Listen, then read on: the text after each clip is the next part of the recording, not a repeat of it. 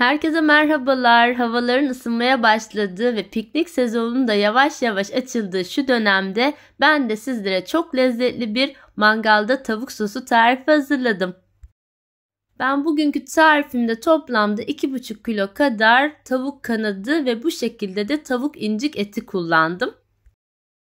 Tavuk etlerimi hiçbir şekilde yıkamıyorum. Sizlerin de yıkamanızı tavsiye etmiyorum. Bu şekilde üzerine bir bıçak yardımıyla uzunlamasına, önüne ve arkasına çizikler atıyorum. Yine tavuk incik etinin de üzerine ve alt kısmına çizikler atarak bu şekilde hepsini öncesinde bir hazırlıyorum. Kanatların ve inciklerin üzerine atmış olduğumuz bu çizikler sayesinde sosunu içine daha güzel çekecek, hem kolay pişecek hem de daha lezzetli olacaktır. Evet, tüm kanatları ve incik etlerini bu şekilde hazırladım. Sıra geldi sosunu yapmaya. Ben bugün borcam içerisinde sosumu hazırlıyorum. Şöyle bir dolu yemek kaşığı yoğurdu ve sonrasında yarım çay bardağı olacak şekilde de sıvı yağı içerisine aktardım.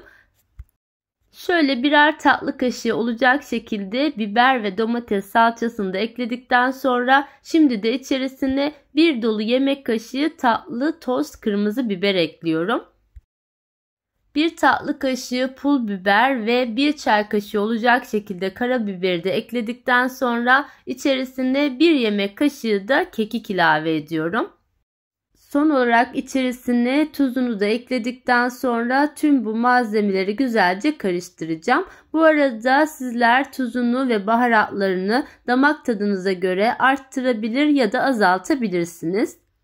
Tavuk sosu yaptığınızda salçasını ve yoğurdunu fazla kullanmayın. Aksi halde pişerken üzerindeki bu sos hemencik yanar ve tavuklarınızın içinin piştiğini de anlamazsınız. Bu arada tavuk marinesine sarımsak çok güzel yakışıyor. Ben bol miktarda kullandım. Toplamda 4 diş büyük bir şekilde sarımsağı bu şekilde ezerek içerisine ilave ediyorum. Daha önce mangalda kanat yaptığınızda sosuna sarımsak eklemediyseniz mutlaka eklemenizi tavsiye ederim. Sarımsak tavuğa ayrı bir lezzet ve aroma veriyor. Ezilmiş sarımsakları da ekledikten sonra artık tavuk marinasyon sosum hazır.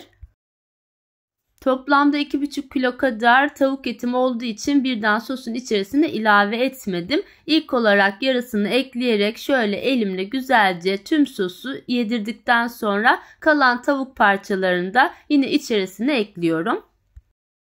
Sos içerisine eklemiş olduğum tavukları en az 3-4 dakika boyunca bu şekilde ovalayarak tüm sosun tavuklara güzelce işlemesini sağlıyorum.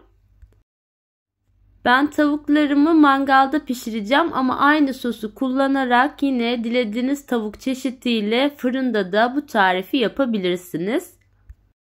Evet, tavuklarımı artık hazırladım ve üzerinde şöyle bir streç filmle kapatarak buzdolabına kaldıracağım. Mangal için tavuk etlerini marinasyon yaptıktan sonra bir gece buzdolabında bekletmenizi öneriyorum. Ama vaktiniz yoksa yine bu sosu yaparak 2 saat kadar da dinlendirebilirsiniz. Evet, bugün bir tarifimin daha sonuna geldim. Beni buraya kadar izlediğiniz için hepinize teşekkür ediyorum. Sizlerden ricam videomu beğenmeyi ve sevdiklerinizle paylaşmayı unutmayın lütfen. Başka güzel tariflerde yeniden görüşmek üzere. Hoşça kalın, sağlıcakla kalın.